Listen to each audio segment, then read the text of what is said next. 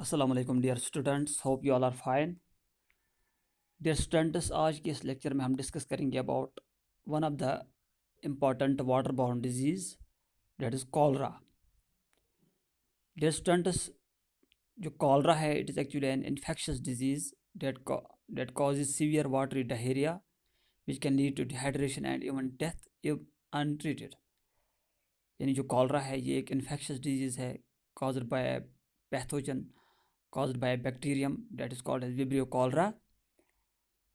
It leads to watery diarrhea that ultimately causes dehydration, और if this disease is untreated, अगर ये disease treat नहीं की जाती तो it may lead to the death of a person.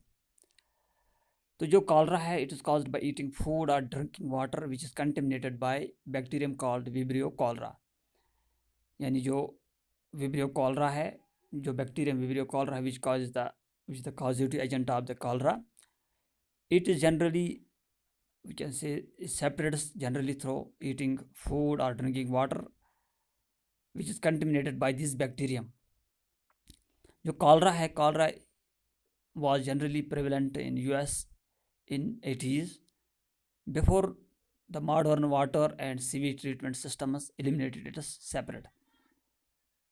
और अगर हम आज की बात करें तो आज के दौर में जो यूएस है, only about 10 cases of cholera are reported each year, और उनमें से भी half of the cases are those cases which are acquired abroad which come from the other countries to the US।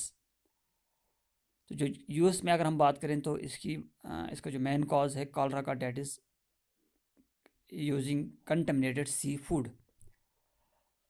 लेकिन अगर हम बाकी दुनिया की बात करें तो cholera is still a problem, serious problem in the world. और according to World Health Organization about 1.3 million to 4 million cases of cholera are reported each year. तो जो कॉजेज ऑफ कॉलरा है, we know that it is caused by bacterium that is known as Vibrio cholera, जो generally पाया जाता है in the food और water which is contaminated by the faeces of a person that is having the infection of this disease or of this, we can say, bacterium। तो जो sources of this, we can say, cholera जो है, or we can say जो source of those sources which are generally said to be the cause, or we can say which act as a source for this bacterium, they include the municipal water supplies, ice made from municipal water, foods and drinks sold by street vendors, vegetables grown with water containing human wastes, raw or uncooked fish and seafood caught in waters polluted with sewage। तो इन चीज़ों में, इन source में generally contamination होती है इस bacteria की, date causes the cholera. तो जब एक पर्सन कंज्यूम करता है इस किस्म का फूड और इस किस्म का water which is contaminated by this bacterium, जो ये बैक्टीरिया है it releases toxins in the intestines of that very person and causes diarrhoea. अगर हम सिम्पटम्स की बात करें कॉलरा के, तो सिम्पटम्स हम जनरली उन चीज़ों को कहते हैं which are the evidences, which are the, we can say, evidences of a particular disease in the form of different signs and symptoms।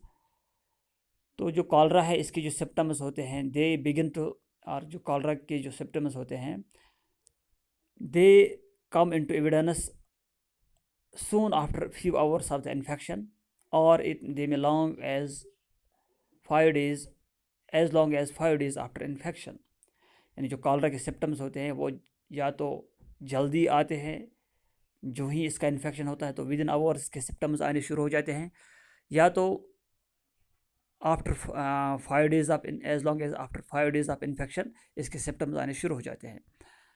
तो ऑफन जो इसके सिम्टम्स होते हैं दे आर माइल्ड, लेकिन कभी कभी दे में बी सीवियर, दे में बी सीरियस। तो जो कॉलरा की जो इन्फेक्शन है इसमें से अगर हम देखें 1 in 20 पीपल जो इन्फेक्ट होते हैं उसमें से 1 in 20 develops watery diarrhoea which is accompanied with vomiting, यानी जिसके साथ वोमिटिंग होती है, और साथ साथ दैट में lead to the dehydration.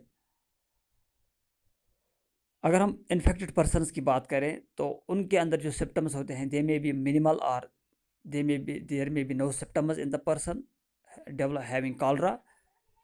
But अगर एक पर्सन के एक इन्फेक्टेड पर्सन के अंदर एक पर्सन एसिप्टोमेटिक भी हो सकता है, लेकिन that person can also lead to the spread of this infection. तो अगर हम साइंस एंड सिम्टम्स की बात करें, इसमें जो डिहाइड्रेशन होती है उसके साथ साथ क्या सिम्टम्स आते हैं कॉलरा में, दे में भी रैपिड हार्ट रेट, यानी हार्ट रेट ज़्यादा होती है। जो स्किन होती है उसकी जो इलास्टिसिटी होती है डेट इज़ लॉस्ट। जो म्यूकस मेम्ब्रेन्स होते हैं inside the mouth, throat, nose, eyelids वो ड्राई हो जाते हैं। लो ब्लड प्रेशर हो जाता है, थर्स्ट हो जाती है, थर्स्ट आती है या थर्स्ट होती है, और मसल क्रैम्प्स डेवलप होते हैं। लेकिन अगर इसको ट्रीट नहीं किया जाए, इस डिहाइड्रेशन को ट्रीट नहीं किया जाए, तो it may lead to the shock and ultimately death in hours.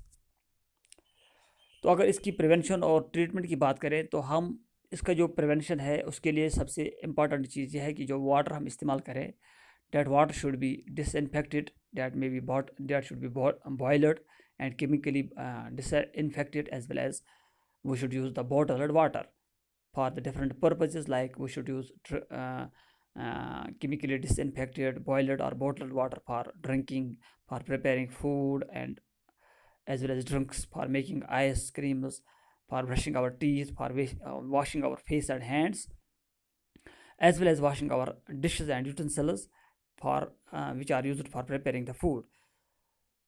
Similarly, we should use boiled water for washing fruits and vegetables. तो जो बॉयल्ड वाटर हम इस्तेमाल करते हैं, we should also avoid those foods which are generally raw foods. For example, we should avoid unpeeled fruits and vegetables. We should avoid unpasteurized milk and milk products. So these are some of the preventive measures which can prevent us from the infection of cholera, or we can say which can prevent us from the disease cholera. तो साथ साथ हमें ये देखना है कि if a person has diarrhea or vomiting, particularly after eating this raw food, or after eating the shellfish, which is the source of this disease, or if a person is traveling to that very country where the cholera is epidemic, यानी जिसमें epidemic हम कहते हैं कि जब एक disease एक large population को अपने अहाते में ले ले, when a disease separates over a large population in a community, in a population, तो उस कंडीशन को हम कहते हैं एपिडेमिक। तो अगर किसी जगह पे cholera is present as epidemic, तो वहाँ पे क्या करना है कि we should seek immediate medical help, यानी we should go for medical help immediately. तो जो कॉलरा है it is treatable, it can be treated, और इसके साथ जो डिहाइड्रेशन होती है, that dehydration can also be can happen quickly, and it is important to get treatment right away. तो डिहाइड्रेशन के लिए हमें क्या करना है कि we should go for hydration, we should take oral or intravenous IV solutions of fluids that can replace the lost fluids. Similarly, we should take antibiotics that can kill the bacteria.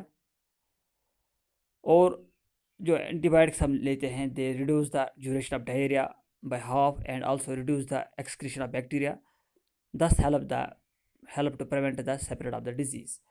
So इस तरह से हम इस cholera के अगर हम देखें, अगर हमें लगे कि we are developing vomiting, we are developing diarrhoea, तो we can also use hydration और ORS, यानी ओरल हाइड्रेशन सॉल्यूशंस, और इंट्रावेनस हाइड्रेशन सॉल्यूशंस.